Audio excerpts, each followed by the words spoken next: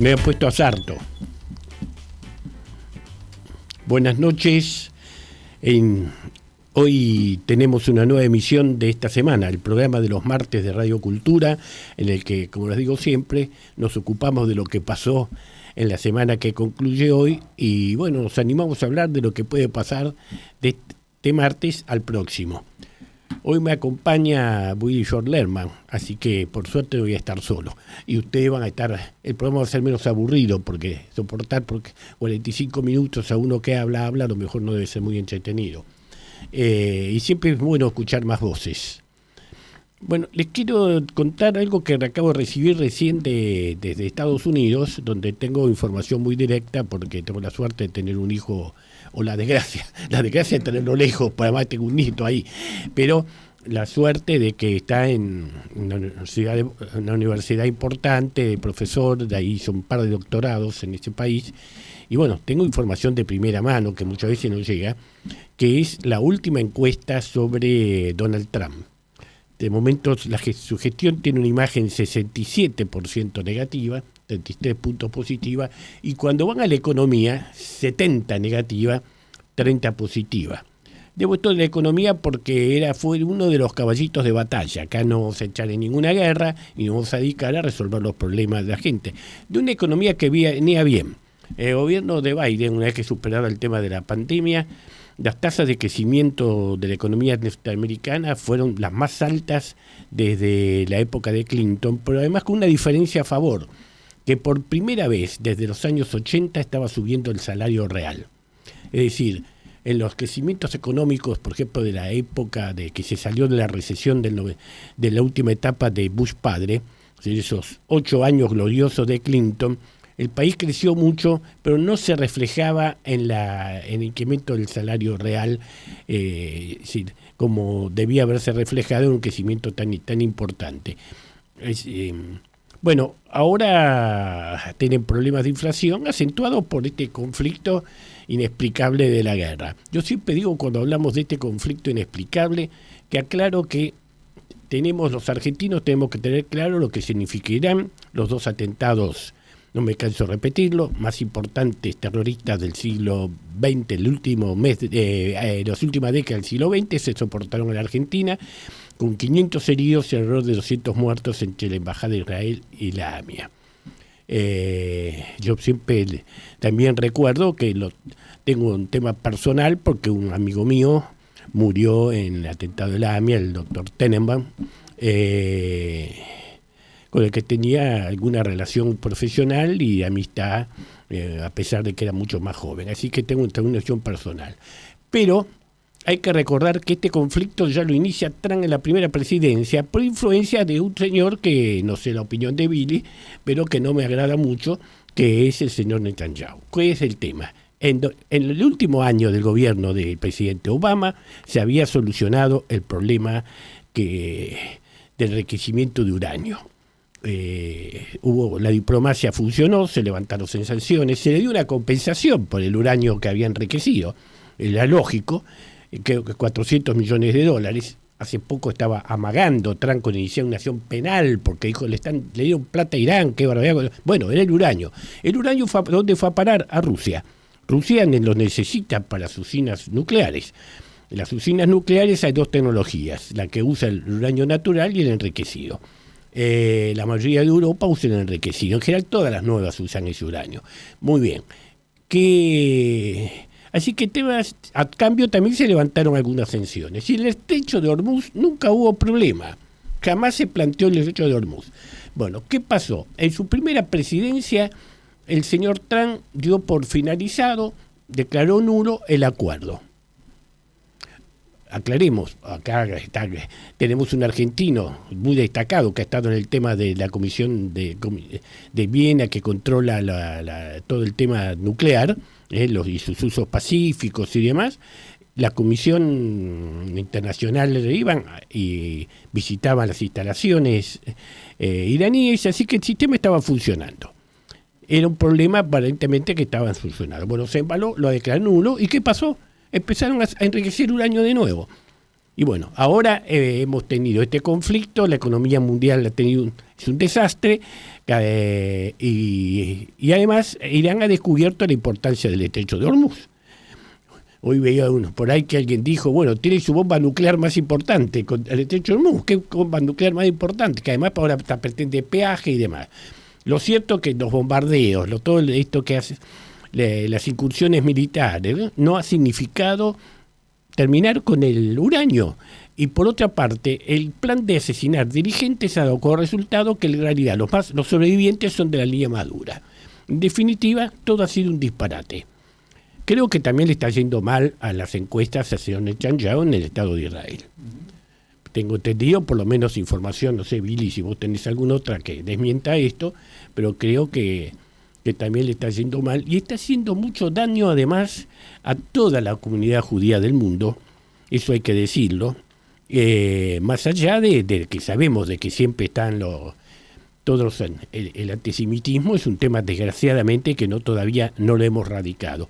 Hay una frase de Napoleón que a mí me impresionó. Napoleón fue el que terminó con los guetos en Europa. No sabía. No lo sabía, bueno, hay que estudiar historia. Sí, como decía Churchill. Historia. Así le dijo que le puntó Kissinger. El que quiere hacer política, dígame, ¿qué es lo que usted cree que tiene que leer, estudiar? Historia, decía. Bueno, Napoleón terminó con lo que tiene una frase magnífica. El grado de civilización de un pueblo se mide según cómo trate a los judíos que viven en ese estado. Es extraordinaria, ¿no? Es extraordinaria esa frase. Bueno, era un tema... Mi admiración por Napoleón crece. Bueno, también hizo algunas macanas, digamos. Bueno, alguna. Bueno, ¿Quién no? ¿Quién no? Por supuesto. Todos tenemos luces y sombras, sí. Todos. Lo que pasa es que en algunos que tienen un gran protagonismo los acontecimientos del mundo, bueno, sí. Las sombras a veces preocupan mucho y hay que ver también qué es lo que... No hay que olvidarse del Código Civil también. Él decía que su mayor obra no eran sus hazañas militares, sino el Código Civil. No sí. Aunque saber que eso merecería las críticas de Alberti. Una de las críticas de Alberti fue que acá hubiéramos tenido Código Civil, decía que no había que codificar, que había que hacer como los anglosajones. Bueno, me gusta más el sistema romano-germánico que el sistema anglosajón. Sí. A lo mejor lo hizo de fastidio porque como estaba enfrentado y lo promovió Mitre y Sarmiento. Claro. Muchas de estas cosas también las decían por cuestiones de política. El tema del faccionalismo no es de ahora. No. Incluso esos grandes hombres también eran capaces de tener así algunas pequeñeces en sus juicios. Hay una pequeñez muy grande, dicho sea de paso, con el tema de la ocupación de los territorios del sur y el fin de los malones. Sí, tremendo. Porque claro, Mitre lo quiso hacer, le vino la guerra con el Paraguay y no lo pudo hacer. Sarmiento lo quiso hacer. El general Gainza, a su ministro de guerra, ya había preparado todo. ¿Qué pasó? El avance. Si sabían lo que había que hacer. ¿Qué pasó? Vino las sublevaciones de López Jordán, del señor Urquiza, todos los recursos, la guerra de Entre Ríos. Los iba postergando.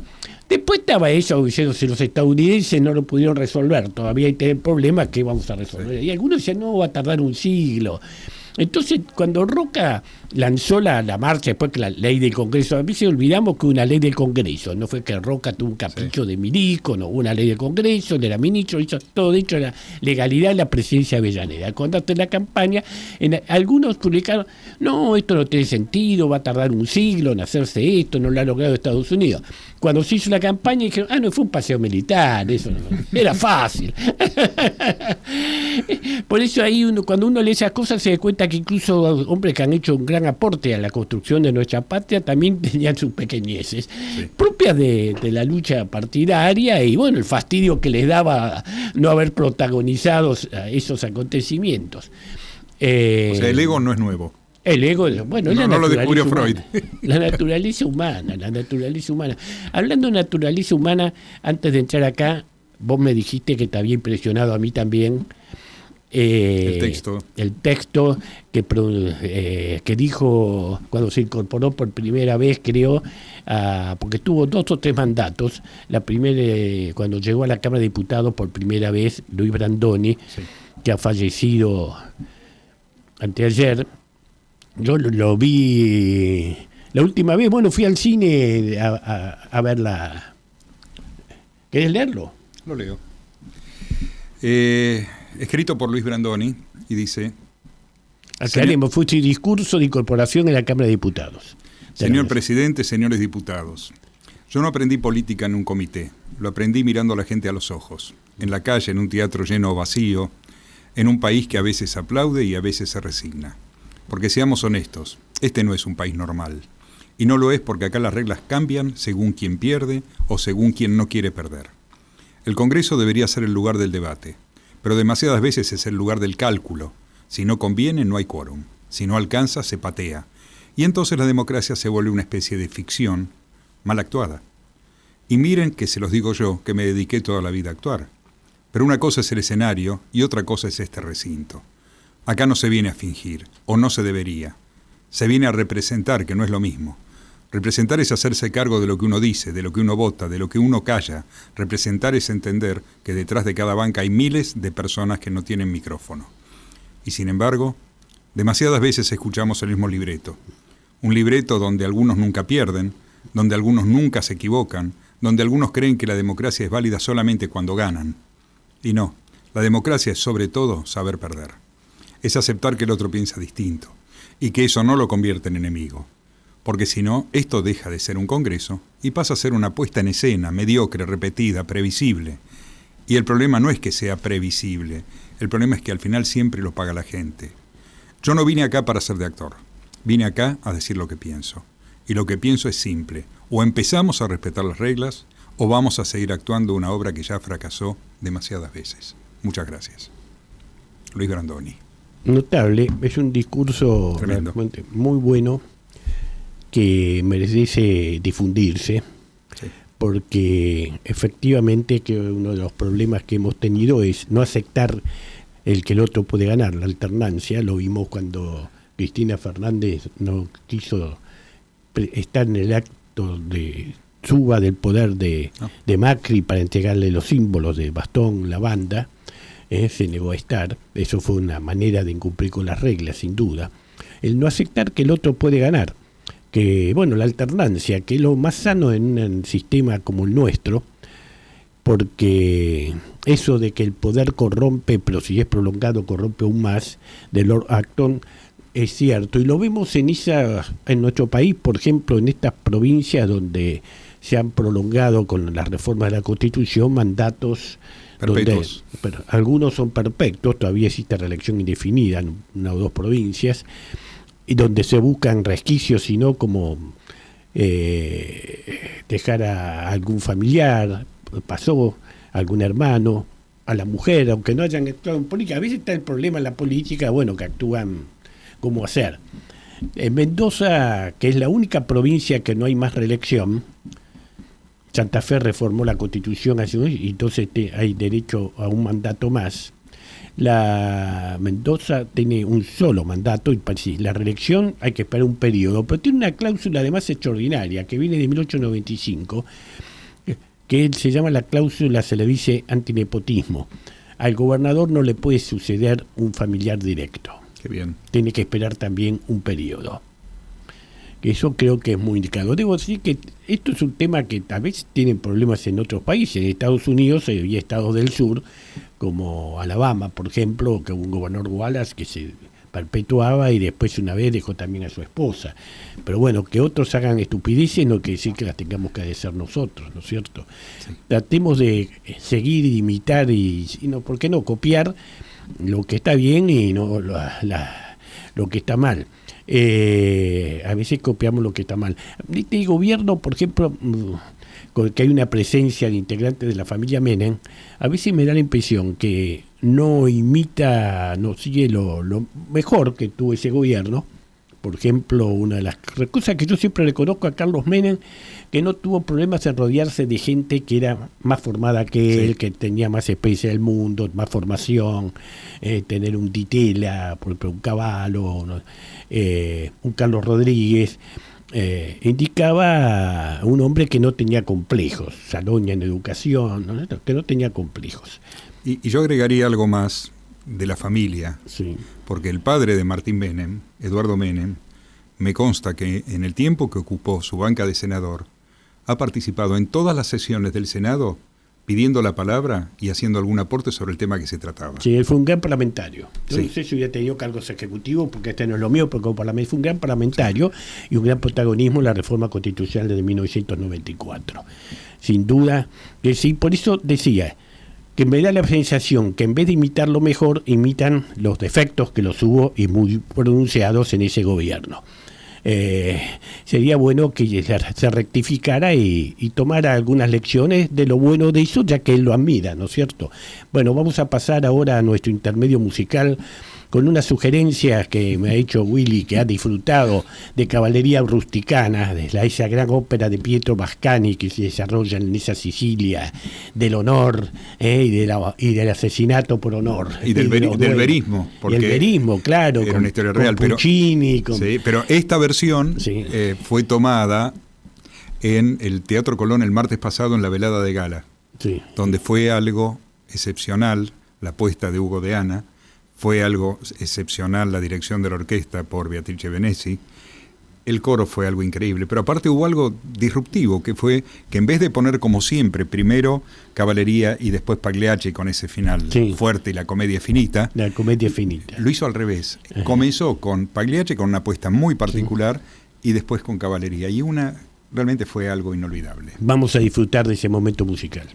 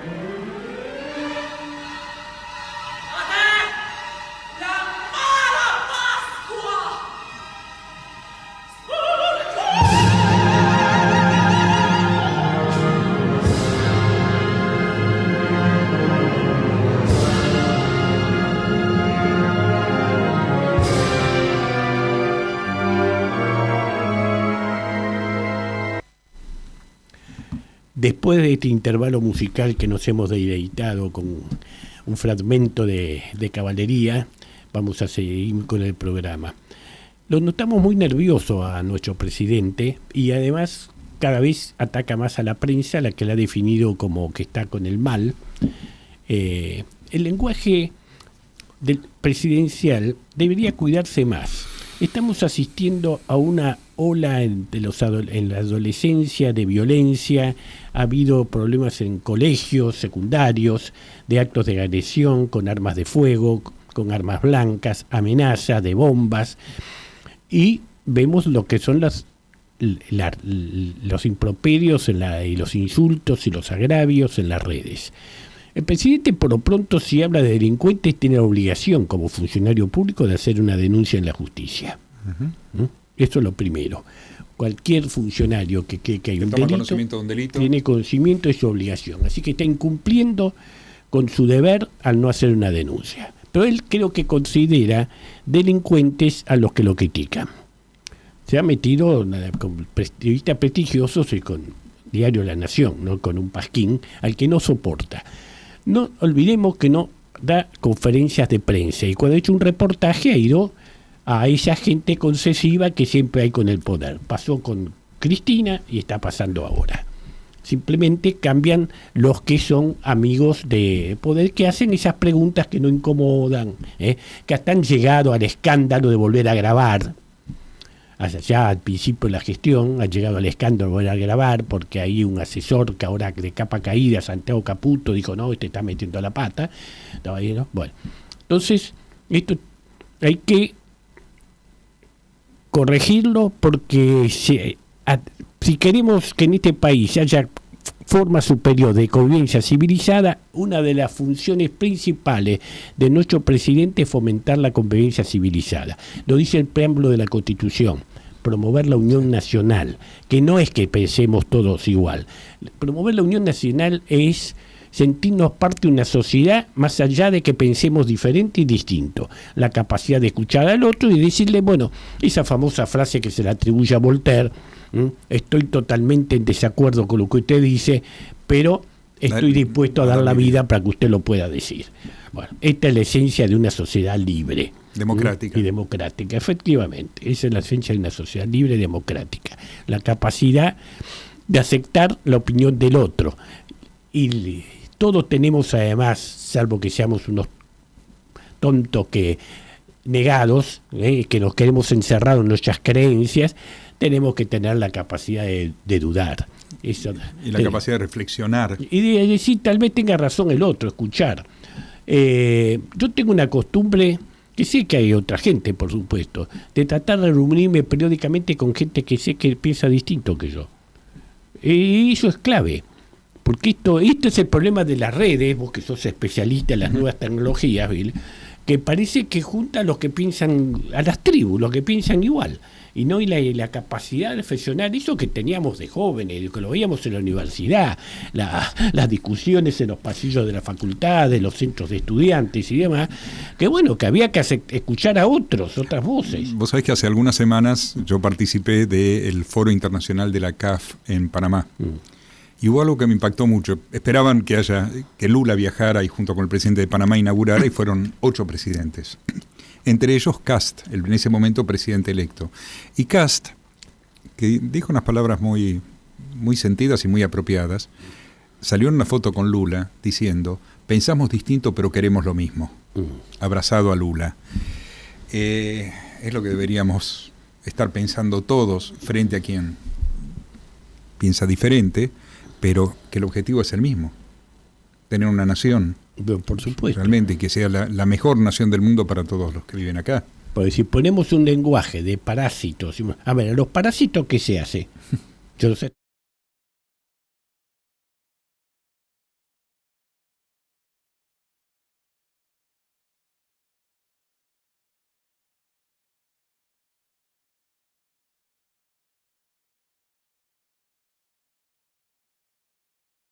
Distinto el discurso de un candidato al discurso de una autoridad, donde el candidato tiene que hablar para sus votantes y tratar de convencer a los no votantes, mientras que la autoridad electa es la autoridad de todos.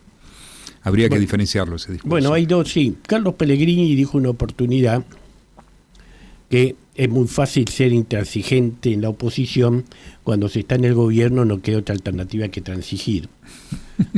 Algo parecido dijo de otra manera el famoso teorema de Baglini, sí, que las tonterías que uno dice están más vinculadas a la mayor lejanía o cercanía del poder. Sí. Mientras uno está lejos del poder puede decir cualquier cosa, una vez que está cerca o ya lo tiene. El presidente tiene el error de decir tonterías del poder, como estos anuncios de que la inflación va a estar con 0 tal mes, que bueno, ahora ha tenido que reconocer que no era tan fácil con el índice de 3,5 que anualizado da un 50%. Sí. El presupuesto ha sucedido lo que ha pasado con los presupuestos de la época de Kirchner, que ponían el 10% y resulta que iba a ser el 30%. Sí. Para eso tiene que hacer un gran esfuerzo. Si mantiene esto del crecimiento anualizado nos vamos al 50%, que es una inflación muy alta. A ver, 30 es alta. Es alto. Cuando uno de los problemas, yo que tengo algunos años, muchos años, entonces tengo la memoria también. Cuando uno de los ataques que se hacían al gobierno de Arturo Illia era que no bajaba la inflación del 25% anual. Sí. Bueno, y que era alta, por supuesto. Los alemanes dicen una inflación del 10% anual es catástrofe. No sabía eso. Claro, ellos tienen el recuerdo de la hiperinflación de la década del 20, del 19 del 20. Que mi abuelo me contaba que empapelaban las paredes con billetes, era más barato que el papel. No, eso fue tremendo, destruyó, eso fue tremendo, pero tienen ese recuerdo, por eso la Reserva Federal siempre tuvo como norma el tema de dejar que la inflación no se escapara. Para ellos ya un 5% es una cosa alarmante. Por eso, y me acuerdo que Erhard decía, un 10% es catástrofe. Por ejemplo, en Estados Unidos, los mandatos de la Reserva Federal es combatir la inflación y la desocupación. Ah, mira. Claro. ¿Por qué? De buscar el empleo. Porque está el recuerdo que en la crisis del 29 llegó la desocupación en Estados Unidos al 27%. Yo he visto filmaciones de la época donde el Central Park está lleno de carpas de desocupados. ¿Ya? En esa época. En esa época, sí. De un día se olvidó la que 17%, pero yo no sé realmente qué pasó ahí, que no evitaron una explosión social. 27% de desocupación hubo.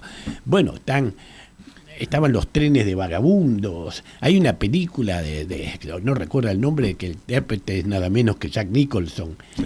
Que hace de uno de esos vagabundos que iban en los trenes, había quedado desocupado, por ahí para en una estación donde vive la mujer, donde vive a su casa, la va a ver, se baña, está 2 días, se vuelve a subir al tren, a otro tren de carga, ahí andaban pululando. Bueno, Roosevelt después toma la decisión de movilizar a 2 millones de hombres que los lleva a plantar árboles. Y abriendo zanjas para taparlas a la noche. Sí. Y plantaron muchos árboles ahí, gracias a grandes cantidades de bosques ahí, son plantados, quedan de esa época. Bueno, y las presas hidroeléctricas, la famosa presa Hoover, todo viene de esa época. Pero las obras públicas, logró bajar la desocupación drásticamente a un 10, más o menos controlarla, y la cosa empezó un poco a funcionar, y bueno, ya la guerra después sí. Ya faltaba manos, tuvieron que reclutar las mujeres para las fábricas de armamentos. Precisamente uno de los temores que había en Estados Unidos era la desocupación que se podía provocar con la desmovilización de los millones de hombres. Había 8 millones de hombres que había que desmovilizar de la guerra, que venían de Europa, del Pacífico, demás. ¿Qué hacer? Por eso hicieron un plan de viviendas. Dijeron, cada veterano tiene derecho a una casa. Eso fue una idea de Truman. Y eso movió la economía. Y ahí viene la construcción en masa, una casa de 50 metros, cubiertos, que se notan en los alrededores de la ciudad. Cuando toma un tren, esas casas chiquitas de madera, bueno, vienen de ahí, se la daban a cada veterano, provocó un poco un movimiento inflacionario. En el 7,48 llegó al 15%, después lo estabilizar, pero bueno, era con 2 propósitos: decir, el que arriesgó la vida tiene derecho a algo, y además evitar que la economía expulsara empleo y provocara desocupación. El plan Marshall también ayudó a eso, ¿no? Recuperó Europa, pero también era trabajo estadounidense. Claro. Mandaban camiones, tractores, todos producidos en Estados Unidos. Pero vos querías... Sí, porque no quisiera terminar el día de hoy sin un comentario de algo que ocurrió en esta semana sobre un tema de mi especialidad, de mi área, que tiene que ver con reglamentación de inteligencia artificial. Sí, ese es un tema que siempre tratamos de tratar, porque hay que hablar de lo que se viene en el mundo. Y a mí viene aceleradamente. Esta semana me aprobó la Universidad Católica de Salta mi propuesta de tesis justamente sobre el tema. Y hubo algo que me sorprendió mucho. Hasta ahora veníamos con un escenario repartido bastante claro entre Europa con la ley de inteligencia artificial basado en riesgos, Estados Unidos planteando que la tecnocracia no hace falta ninguna ley, las empresas tienen su código de ética, las empresas pueden manejarse sola y cualquier reglamentación significa una barrera al progreso, y China, que apareció con 4 leyes muy bien escritas para uso interno y una propuesta de Xi Jinping diciendo: la inteligencia artificial afecta a la seguridad de todas las naciones, pongamos en manos de las Naciones Unidas la reglamentación, la gobernanza de la inteligencia artificial. Una postura bastante parecida a la del Vaticano. Una postura muy inteligente, y que si miramos un poquito por detrás también vemos que Estados Unidos le está retirando el apoyo a las Naciones Unidas y China está llevando mucha más gente, con lo cual también hay una posición política. Pero lo sorprendente de hace unos días es que el Parlamento Europeo comenzó votando lo que se llamó una ley ómnibus, un decreto ómnibus, pero ahora directamente fue al foco de la ley que se criticaba por exageradamente reglamentarista y suspendió los efectos de la ley por varios años, justamente para hacerla mucho más sencilla, mucho más accesible, mucha menos burocrática. O sea, evidentemente parte de la crítica del mundo con respecto a el excesivo reglamentarismo que estaba planteando y la dificultad que generaba eso para que las empresas puedan desarrollarse, tenía bastante asidero, con lo cual ahora mantiene con muy buen criterio un concepto de riesgos con distintas escalas y distintas obligaciones, prohíbe directamente, esto es novedoso, todo lo que sería desnudos, fake news, desnudos no autorizados, inclusive el uso de inteligencia artificial para lo que son casi delitos de índole sexual y de la intimidad. Pero por sobre todo reduce notablemente incluso los plazos para poner las marcas de agua, para que nosotros como particulares podamos saber si estamos frente a una obra con inteligencia artificial o hecha por un autor humano. Con lo cual, para mí esta semana es algo que marca una diferencia bastante grande siempre para el impulso y para el desarrollo de la inteligencia artificial. Cuando vos decís Estados Unidos, estás hablando de una posición de Estados Unidos, una posición del gobierno de Trump.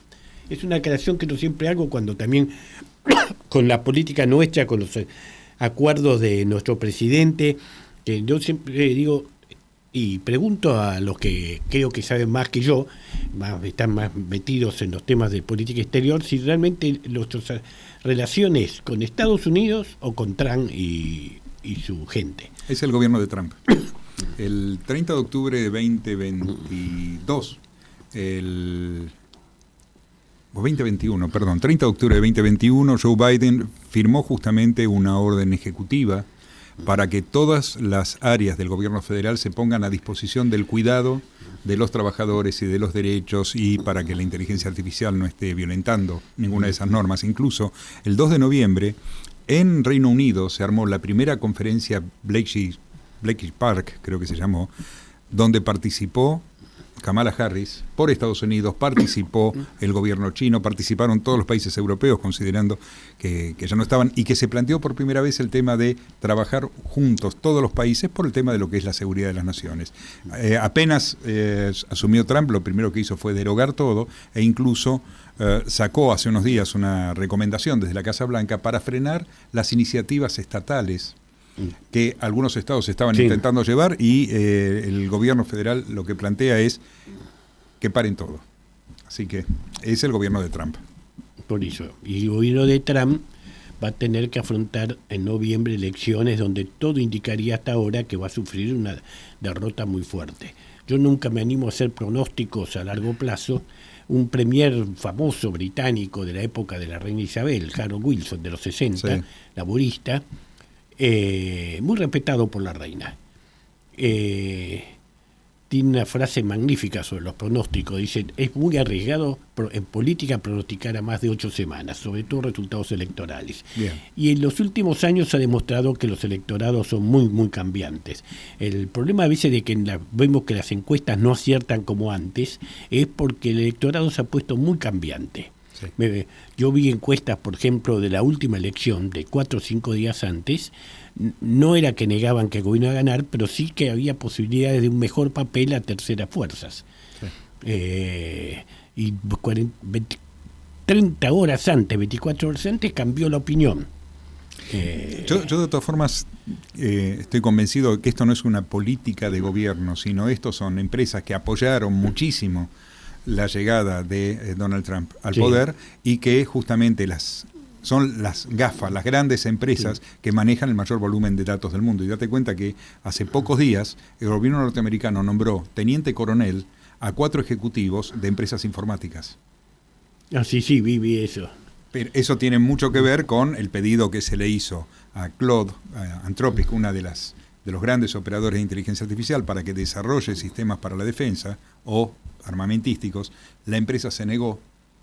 ChatGPT inmediatamente dijo que ellos estaban dispuestos y el gobierno federal declaró a Claude como un riesgo para la seguridad nacional, que dio lugar ahora a toda una demanda. Sí, es un tema donde son las empresas, son al las entender empresas, la que lo están llevando. Que no tienen restricciones. Bueno, hacemos el próximo medio musical y vamos a entrar en el tercer y último bloque de este programa esta semana, de este día martes.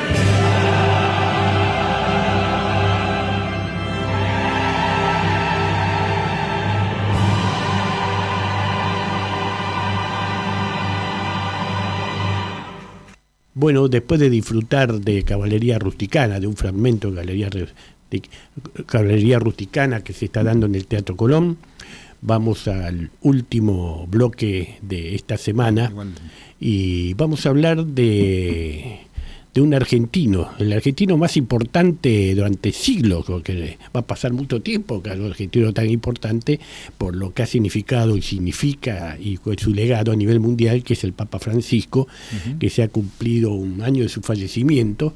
Hace un par de días tuvo lugar un acto multitudinario en Plaza de Mayo, donde vino un cura disc jockey de Portugal que hizo un recital de homenaje y una multitud de 120.000 personas. 120.000 personas. Esto Y además está de actualidad porque en estos momentos hay una discusión también entre el Papa estadounidense, que es evidente que era el sucesor elegido por él, todo indica que, era que su último trabajo fue generar una sucesión y que este era el sucesor que quería, el estadounidense radicado en Perú, misionero, agustino, que León XV, que ha tenido definiciones muy fuertes con respecto a los gobiernos de Trump, a la guerra. En Estados Unidos hay una etapa de fanatismo religioso muy preocupante. Hay una especie de radicalización que hace acordar, bueno, el problema que tienen los países de Medio Oriente, que no han logrado el éxito de Occidente, que fuese para la Iglesia del Estado. Esta idea que viene de Jesucristo, dad al César lo que es al César y a Dios lo que es de Dios. Cuando metemos la religión con la política, ahí ya vamos mal, vienen los fanatismos, y si todos estamos hablando de redimir, de buenos y de malos, y bueno, ahí tenemos los problemas, ¿no? La sangre, las inquisiciones, las hogueras y todo, la quema de libros. La persecución. La persecución. Occidente pudo, en los últimos 2 siglos y medio, liderar el mundo precisamente porque había solucionado eso, porque también hubo esas cosas aquí. Cuando hablamos de lo que pasa en los países musulmanes, bueno, pasó en Occidente y lo habíamos superado.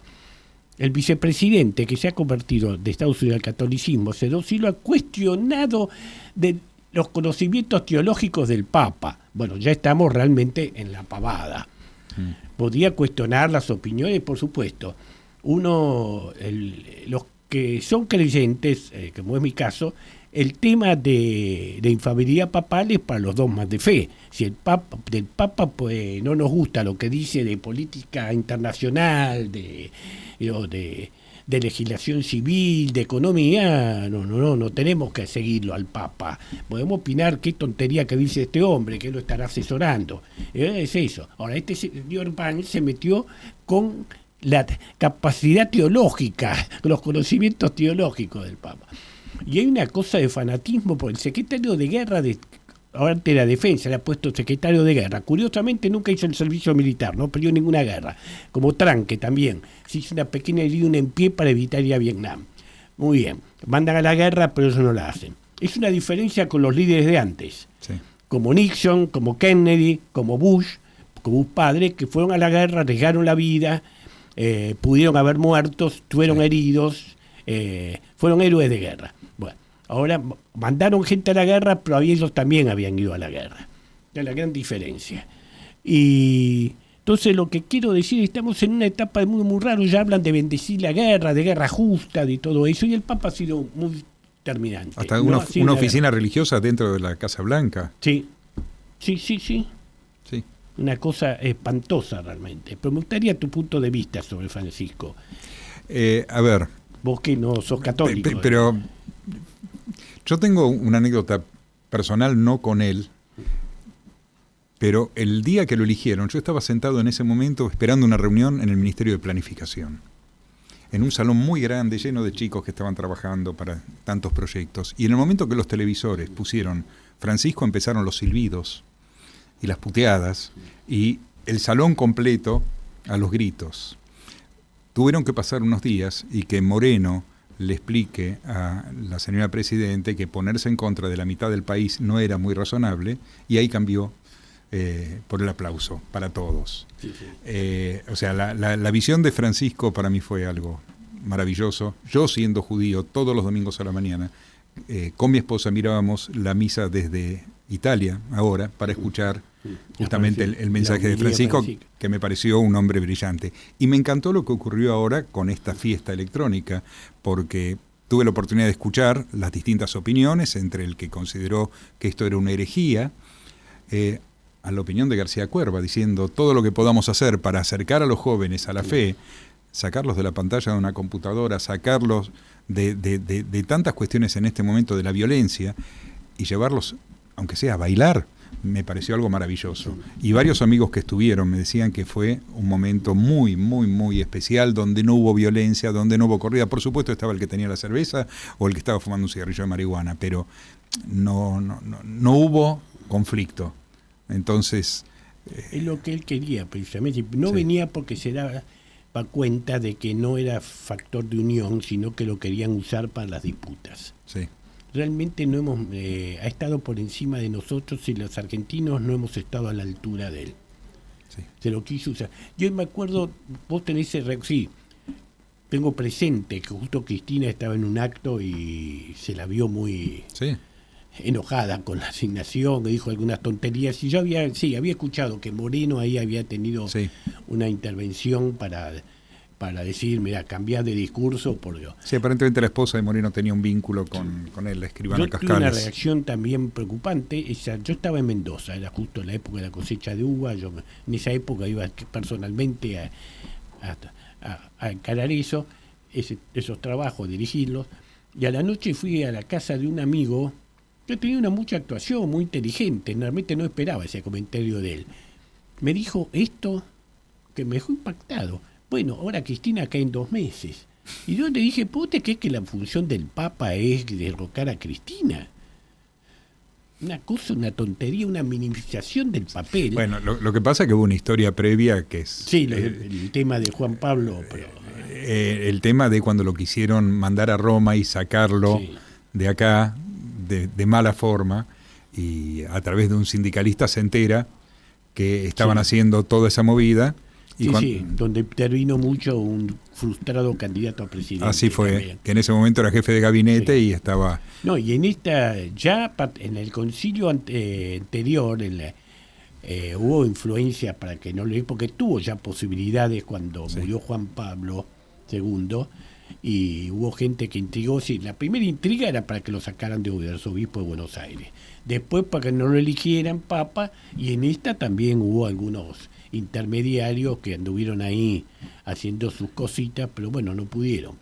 Pero antes de que termine la semana hay un tema y una persona que también me gustaría que recordemos, que tengamos presente, porque no es para recordar porque está vivo, que es Rafael Grossi. bueno, sí, espero que tenga posibilidades de... Las posibilidades las tiene, la capacidad la tiene, Sí, puede llegar a ser el próximo secretario general de las Naciones Unidas y puede ser la persona que le dé a las Naciones Unidas nuevamente el brillo y la misión que tiene que cumplir y no lo que está haciendo ahora. Hoy es el argentino más importante, fallecido nuestro Papa, hoy es Sí. el único argentino que puede decir que habla por teléfono con Putin y con Xi Jinping, con quien sea. Sí. Trump, con cualquiera. Menos con los iraníes, con todos. Sí, sí. Y en una época hablaba con los iraníes también. Sí. Ahora ya... Pero la revista Time esta semana lo incluyó dentro de las 100 personas más influyentes del mundo, el único argentino que está ahí incluido. Lo que a mí no me queda claro... Yo tuve la suerte de conocerlo.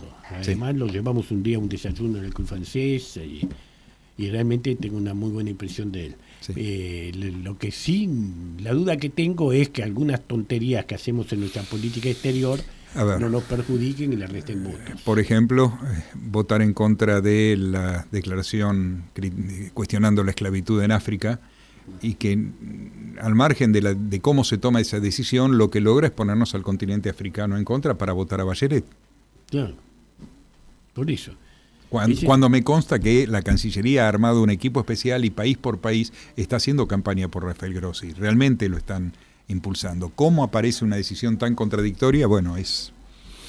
Porque la orden es votar siempre lo que vota Estados Unidos. A ver, con las relaciones con Menem hubo una política de alineamiento, mandamos los 2 barcos que en esa época estaban en condiciones de navegar, perfecto, pero no siempre votamos con Estados Unidos, y Di Tella lo decía claramente, la advertía, miren, en esto no los podemos acompañar, punto. Sí. Y ellas lo entienden también.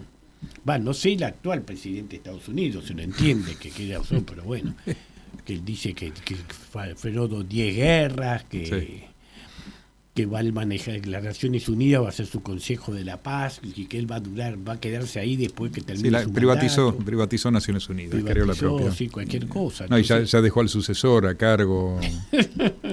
De todas maneras, realmente la posibilidad de que Rafael Grossi ocupe el lugar de liderar las Naciones Unidas es una gran posibilidad para el mundo. La labor que ha hecho Grossi cuando estalló la guerra con la invasión rusa de Ucrania, viajando a Moscú y a Kiev, para evitar que las usinas nucleares fueran blancos, lo cual podía provocar una catástrofe como una bomba atómica, recordemos Chernobyl, fue extraordinaria.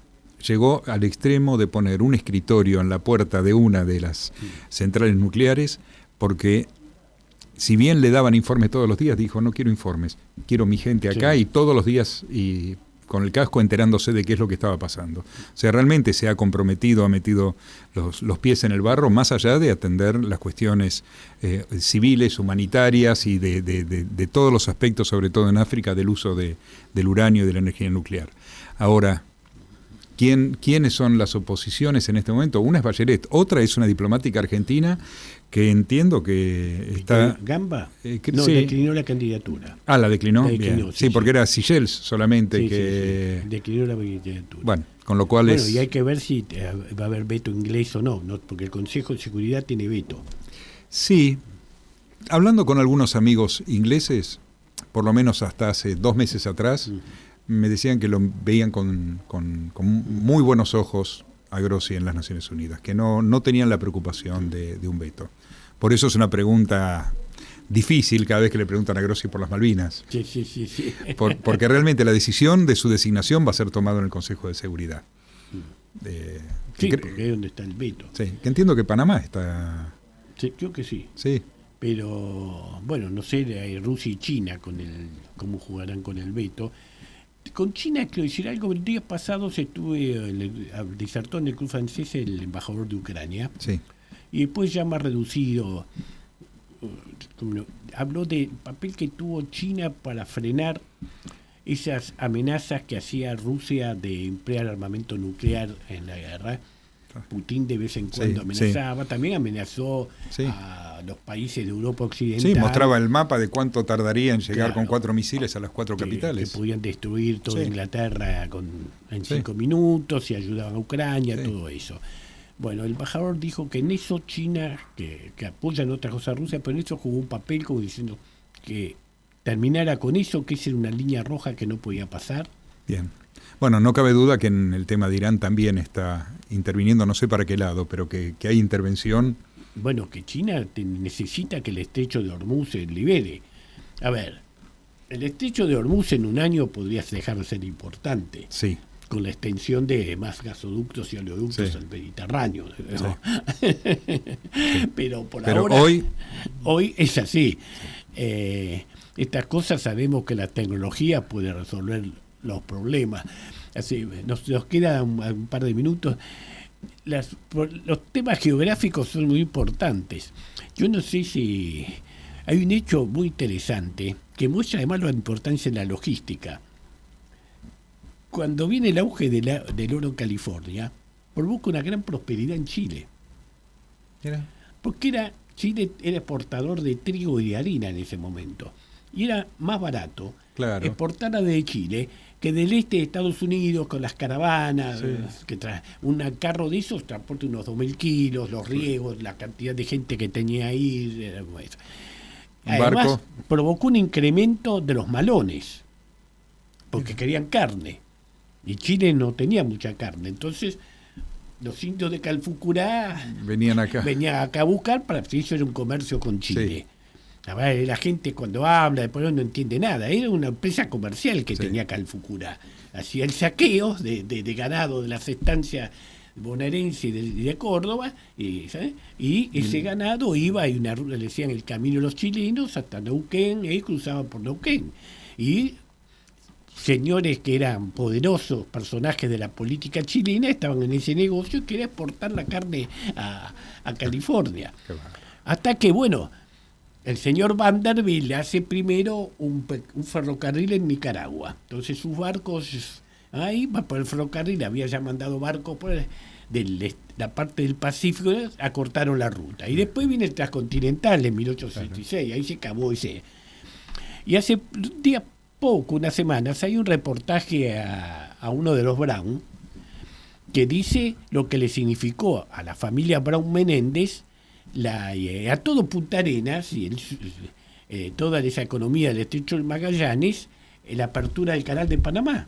Claro. Porque los barcos se dejaron de ir por ahí. Lo que era Punta Arenas, que para el lugar donde la gente se reaprovisionaba, los barcos, descansaban unos días, consumían, todo bueno. Que era un centro muy próspero. El canal de Panamá Cambió todo. lo cambió. Así que eso es lo que significa la geografía. Carlos Marx siempre le daba importancia. Abrió la geografía y la demografía. Pero cuidado, no lo mencionamos mucho, a ver si Milei nos ataca y dice que somos del surdaje.